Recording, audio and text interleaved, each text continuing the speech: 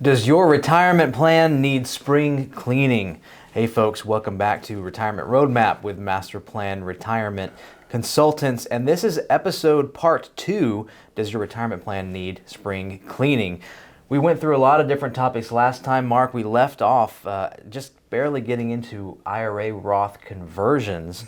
And I think that's a great place to pick up and maybe recap a little bit, especially right now with taxes due on April 15th. It's a great time to evaluate, do we have any room for conversions this year? Yeah, because you can actually count the conversion for 2024. Right. Because it's before April 15th, right? Yep. So I was trying to think, is April 15th this year? Yes, it is. So you take a good look, and by the time this airs, you probably have about 10 days to 2 weeks to take a look at that. But see where you're at from a standpoint of how much you've taken out of IRAs or if you're not retired, what you've done from an employment standpoint. Did you work a lot of overtime?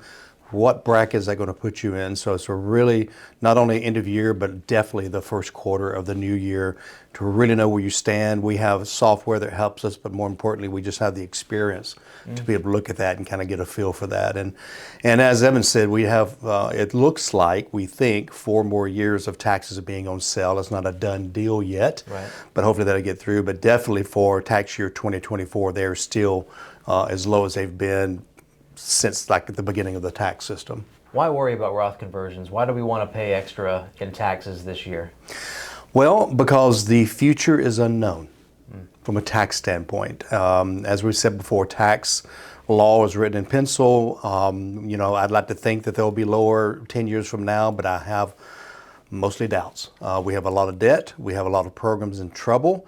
I know that President Trump is trying to do certain things to raise tariffs and lower taxes, but it's every economist I've listened to says it takes 2 major things to bring that debt down. Number one is spend less, tax more. And so, again, we're going to have new people in Washington, new people in the Senate, and the House, and the ideas, and it's always going to swing back and forth, as we know. And so take advantage while the known is here.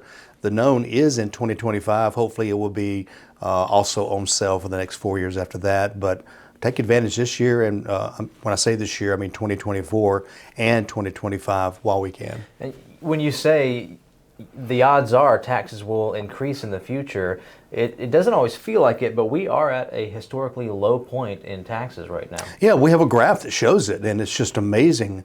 Really, ever since Ronald Reagan began his crusade to lower taxes, and that's a whole other story on itself. They are definitely lower. I mean, when taxes first started off, the federal tax system in 1913, the top rate was like 7 to 9%. Within 3 or 4 years, it had skyrocketed in the 30 and 40% range, and after that, it hit 80 and 90. Slowly again began coming down, and then finally Reagan got a hold of it, brought it down about 20%. And ever since then, between Obama and Trump first time and Bush and all the others, they've kept it under the highest rate, under 39.5%. So that is powerful.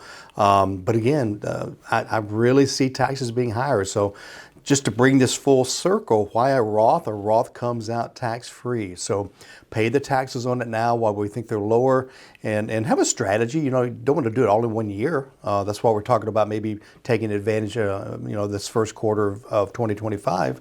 But have a strategy. Our clients do. We might do it over a 5-year period or whatever while we're still in the known. Yeah, that's great. And if we are in a season, another 4 years of lower taxes, then that's perfect. You've got 4 years of strategy you could start converting. It's also another aspect of retirement that is really, really helpful and goes so far when you can plan ahead and start earlier. If you wait until you're in retirement, it can get the squeeze is a little more painful on those conversions, especially at age 65. It's going to affect IRMA, things like that with Medicare. But the earlier you can start, the better. Well, the best thing is to start putting new money into Roths, not worry about conversions. Just take advantage if you have a 401k at work or whatever account you might have. I would bet they have a Roth selection. Go there. Don't worry about the instant gratification of this year saving a little bit of money on your taxes. Save money on your taxes the rest of your life.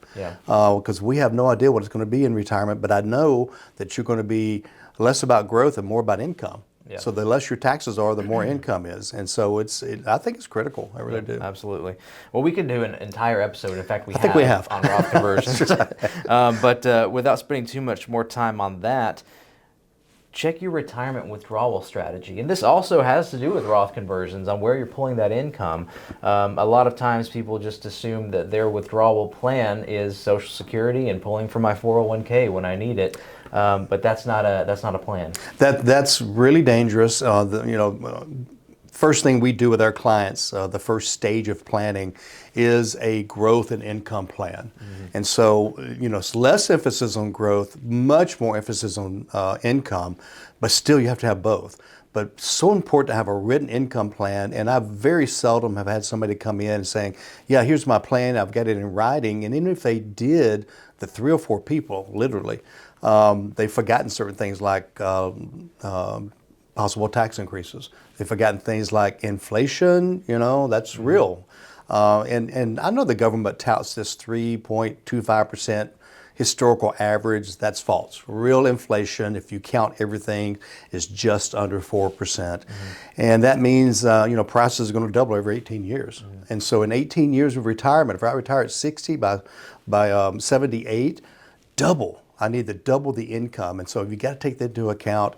How do you plug income gaps as Social Security is not covering everything in most cases? It's not just taking money out of an IRA in the stock market, because you can accelerate your losses. Imagine taking money out in 2008 to make ends meet, and you're taking out $1,000 a month, and the market dropped 52% over 18 months. You'll be going back to work. Okay, so have an income plan. This is really interesting too. There's a spider web, as you know, of retirement planning. Every I'm not ready to put it that way, but that's really good. Every thread kind of attaches to another. If you affect one, it's going to affect the other side of the web, or whatever, however you want to put that. And all of the spider web are little spiders waiting to leap. Just waiting, yeah. Where was I going with that? So the Roth conversion we were discussing earlier. If you are set up with your income and you haven't really considered the conversions early on, the vast majority of Americans these days who are at retirement age, their largest asset is in a tax-deferred vehicle, 401k, IRAs, things like that. We know that. But when we're creating our income plan, if we're not considering where our income's coming from, where those withdrawals are coming, you are starting to spend down your 401k IRAs later in life, later in retirement. That's going to be your highest tax bracket. That's the majority of your money is going to be taxed at your full bracket. That's not an efficient strategy. Yeah, especially when you involve required minimum distributions. You're having to take money out of your account once you reach between 73 and 75, and that's going to add to your income. It may give you too much income if your IRA has gotten too large. And so there's, like you said, the spider web, it all ties together. And if one thread is broken, it's going to make the whole web weaker, and it's going to affect several other areas as well. So that's why retirement planning is so complex. And the more we do it, the more people we work with, the more complex I see that it is. And then the rules change. Right. And then you've got to adjust something because now this tax rule looks like that. So, but that income plan really does help tie a lot of that together. Yeah. RMDs are huge to plan for as part of your income plan. And of course, that's part of our tax strategy. We don't want to be forced to take money out that we don't need that's going to be taxed as high as it possibly can. Part of that strategy, part of that conversion strategy, income strategy, you see how they all work together. Next part, plan for healthcare costs in retirement. Yeah, this is one a lot of folks don't pay much attention to because they just kind of think, well, I got Medicare Part A, Medicare Part B, I'll buy me a supplement or give me an Advantage program or whatever. But the latest stats are the average couple will spend over $300,000 on healthcare costs in retirement. That does not include long-term care. That's healthcare costs. So that's things like the cost of Medicare Part B, which right now is about $185 per person per month. That goes up a little bit every year. But then you start looking at deductibles, you start looking at things that aren't covered. It just really is a lot more than people think about. And this is not to scare folks. We're not trying to say, gloom and doom, because I know when we present this in client meetings, I can see the look on people's faces. They just like, I might as well just not retire. But there are solutions and remedies to this, but it's all got to be part of that, what we call a retirement roadmap that brings it all together. And so we give you these stats not to scare you, but to make you aware that I need to look at it, be proactive, don't put your head in the sand. Yeah, absolutely. And the same with healthcare. Like you said, you're not including long-term care strategy in this conversation. But now, how much is long-term care strategy right now? What's the national average? Is it like 90K? It's around 90,000. I think that might be a Southeast, maybe, but still 90,000 per year, and that's today. And healthcare cost, the inflation on healthcare cost is 6% average. So now we're looking at a much quicker climbing. Of course, Medicare's in trouble, Medicaid's in trouble. All of that's happening. And so, take responsibility. And I'm not saying, definitely not saying run out and buy a long-term care policy. I'm not saying don't, but I'm saying there are other solutions that might work better for most of you. Part of that web of planning that we've talked about. So please, understand these are real costs. And what's interesting is a lot of our clients who are between the ages of 55 and 70, their parents are now dealing with the long-term care. So our clients are seeing the real effects of what's happening with them and how much money is being spent down. And think of this scenario, okay? Let's say I have a long-term care need. I kind of progress through the different levels of care. And finally, I'm in a nursing home and then I pass away. If I leave a spouse, I've just spent down $200,000, $300,000, $400,000, $500,000 of my assets and her assets. And now, she's left with much less to live on and possibility of running out of money or living with kids or whatever the solution may be. So it's got to be, again, a dual-pronged attack on all of these areas. That's good and important, really, especially as long-term care is getting more expensive, assisted living, they're popping up all over the place, but even still they're incredibly understaffed.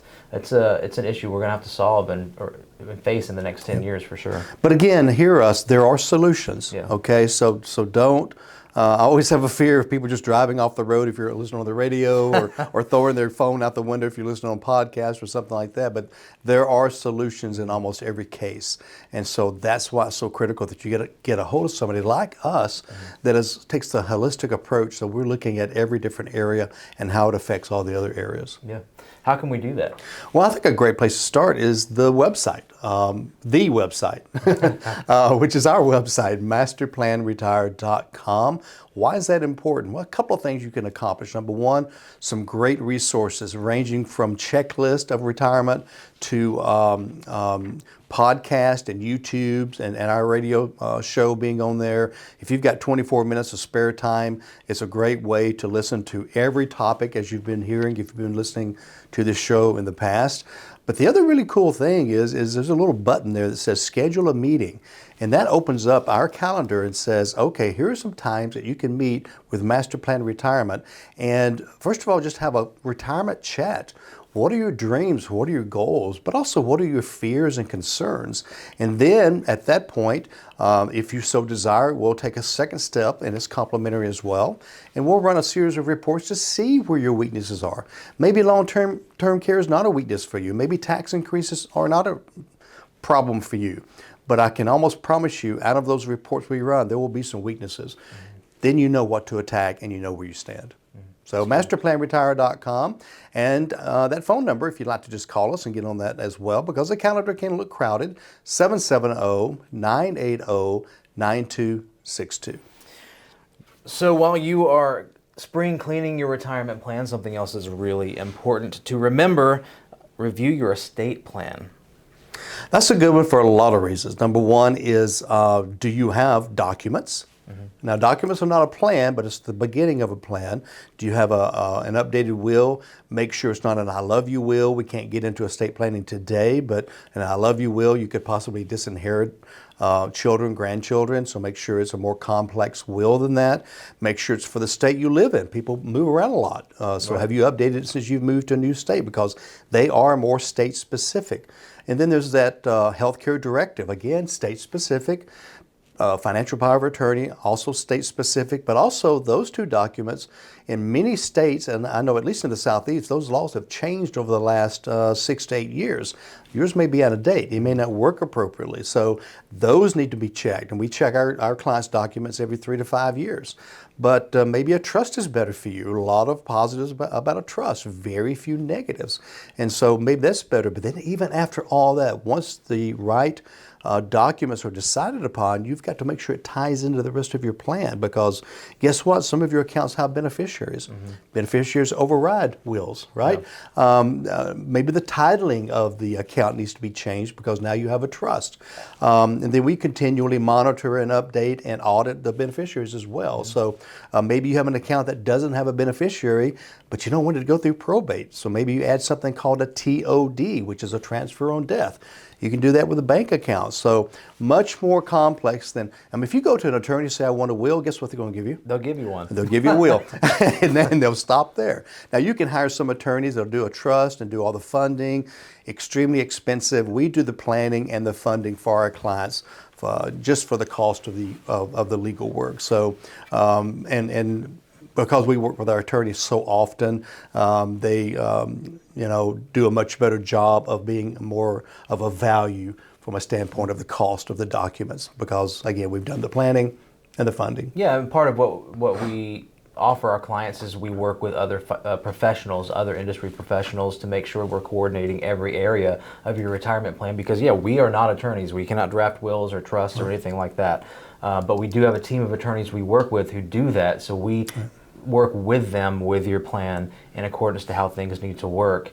And so far it's been working really well. It's a really powerful relationship. And just like our other team members, we have a Medicare team that works with us that's experts in that. We have a CPA team that does taxes. Now we do a lot of the tax planning, but of course CPAs will look backwards and report what's happened, but we work closely with them as well. So if it's not in-house, we still have at least a team that we work with consistently to make sure all areas are covered. It's funny, earlier when you were discussing state lines, and I had a consultation yesterday, and they have, like so many people in retirement, they have a Florida condo, and they live in Georgia. Maybe someone has a mountain house or visits the grandkids and has a little place next state over or something. That's 2 different probate courts that you have to go to for that. Yep. So that can get really complicated, and we already know how expensive probate is on its own. And complicated, and can be very problematic. Even now, I've been working on a case for 3+ months. There was just one account from a client that was never moved over. It was in a trust from his mother, and he shared it with his brother. It was a mess. We could never get him to get it titled the way that it needed to be. I'm still working with a custodian and an attorney, getting some new documents written up to get that into his heir's name. So take care of it while you can, because it's a lot. It's a lot. It is. Spring cleaning your retirement plan. The next point, reevaluate your retirement age. Check if you can retire earlier or if you need to delay based on savings, investment performance, lifestyle. Assess if you can retire earlier than planned or if you need to adjust your retirement age. That's a great one. And so what has really been cool about MasterPlan Retirement, we've been a firm for 15 years now. Happy birthday to us coming up. Is seeing folks that have come up, and we've seen them and we've observed it, being able to retire earlier because of the planning, because we're making everything so much more effective and efficient. And so, if you get more miles per hour out of a car, you can get somewhere quicker. It's kind of the same thing. We're trying to get more MPH out of every part of your retirement. I can't tell you how many people have said, hey, I was able to retire 2 years earlier, 3 years earlier. But in other cases, it could be, hey, you're behind. I would recommend, let's put in 2 more years. I think that would be enough based on the numbers we've run, but at least you have a goal, and you could put a clock on your wall that says retirement in 2 years, 3 months, 12 hours, whatever it may be, type of thing. Yeah. And if it is tight for you, maybe you do need a little bit more time, you can't retire as early as you had hoped. When you do look at the numbers, it's shocking how much 1 or 2 years or even part-time work for a few years, how much of a difference that can make. Yeah, maybe just part-time, maybe, hey, I can't take this full-time anymore, but hey, I can put in 20, 25 hours doing something more like what I do, and that would provide that buffer for a couple of years, maybe save a little bit more, or at least not dip into your current holdings, and be able to make sure that you have a good retirement. And in the same vein, consider whether you want a phased retirement. Maybe work part-time or in a less demanding job before fully retiring. Again, understand that transition point. What works for you? What do you need? Because also emotionally, socially, there's a lot of things with that transition that can make a really big difference. I think that transition is almost a great idea regardless, because again, if I've been working 40 to 45 hours a week for practically 40 years plus, for me 50 years plus, and all of a sudden I just quit going in, that's got to feel weird. It really does. And we've talked to our clients, and yeah, it is strange. Hopefully my next book, when I finish revising the current book, is going to be about that transition, financially, emotionally, socially, like you said. And so if you drop down to 25, you kind of get the idea of, okay, now I'm just going in 3 days a week. I can get some things done in the other 2 weeks. I still have my circle of friends at work, things like that. So it's much more, and especially if you have a spouse that maybe, are they still working? And all of a sudden you're home by yourself all day long, or maybe, there's so many scenarios. And so it's not just numbers, it is discussions that we have with our clients about their feelings. I had practically a counseling session with a client a few months ago that he's in his mid-70s, and he is basically being forced to retire. He said, Mark, I grew up working at 6 years old on a farm, starting at 6 a.m. I've never not worked, and I don't know what I'm going to do. And he was literally tearing up, and he said, he said, I'm afraid when I retire, I'm going to die. And so we had a long discussion about what he could do, how he could spend his time. He is such a nice man and client, and has been for a long time. And we practically had a counseling session about that, and giving him ideas and discovering more about his feelings and things like that. So please don't disregard that part of retirement. Yeah, and we're seeing that more and more too, of folks just tapering off their work schedule, and especially type A personalities. I had a conversation again yesterday with someone who, he said, seems like I can retire. I want to know the numbers, but at the same time, I'll probably still do something for income, or just to get out of the house, because I can only cut the lawn and wash the truck so many times before I won't know what to do with myself. Well, even if it's not part-time work, just make sure that's fulfilling, whether it be volunteer work, whether it be, I have a lot of folks saying we'll get much more involved at church. We want to travel, but you can't, unless you're going to be on a cruise ship for the next year, you can't really travel every day. I mean, I guess you could if you had the money, but I think I get bored of that after a while. Only I so like many home cruise buffets before they wheel you off the ship. And there. I like home as well. I like being home some too. Make sure you have a circle of friends, clubs, join the gym, things that have goals and purpose. I enjoy golf, but there's no way I could play golf 5 days a week. I'd drive myself crazy and probably not have any golf balls left either. But, so make sure you have a plan for that as well. Stick your toe in the water on several things. Just try it out.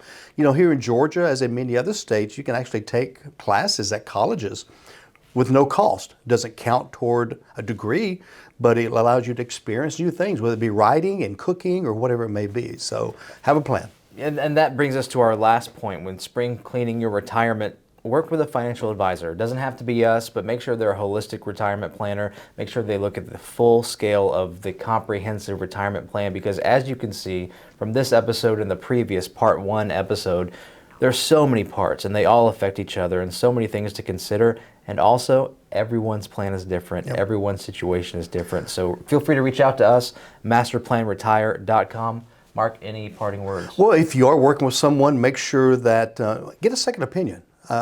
Get a different perspective. I mean, if you're having surgery, you wouldn't just talk to one person, I wouldn't think. So get a second opinion, MasterPlanRetire.com. Give us a call, but until we do see each other again, make sure to remember, plan well and prosper.